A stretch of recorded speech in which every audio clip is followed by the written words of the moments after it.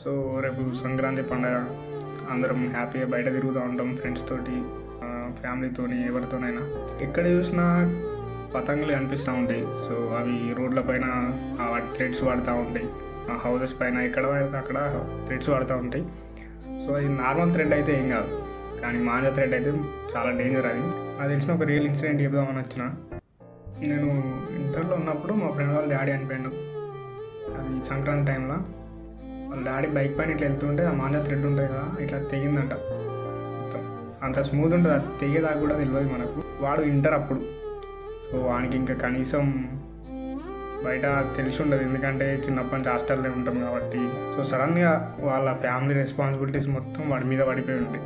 అంత చిన్న ఏజ్లోనే ఫ్యామిలీని చూసుకోవడం అంటే కష్టం. అది మనం చూస్తూ ఉంటాం కదా, మన పేరెంట్స్, మన ఫాదర్, మన మదర్ ఎంత కష్టపడతారో. చిన్న థ్రెడ్ అనేది అంత డేంజర్. సో మీరు ఎక్కడైనా చూసినట్టయితే, అది ఎవరైనా చిన్నపిల్లలు కానీ ఎవరైనా వాడుతున్నప్పుడు దయచేసి దాన్ని వాడద్దని చెప్పండి. మీరు కూడా ఇప్పుడు చూసే ఉంటారు, ఎన్నో న్యూస్ ఛానల్స్లో, న్యూస్ పేపర్లలో వచ్చే ఉంటాయి.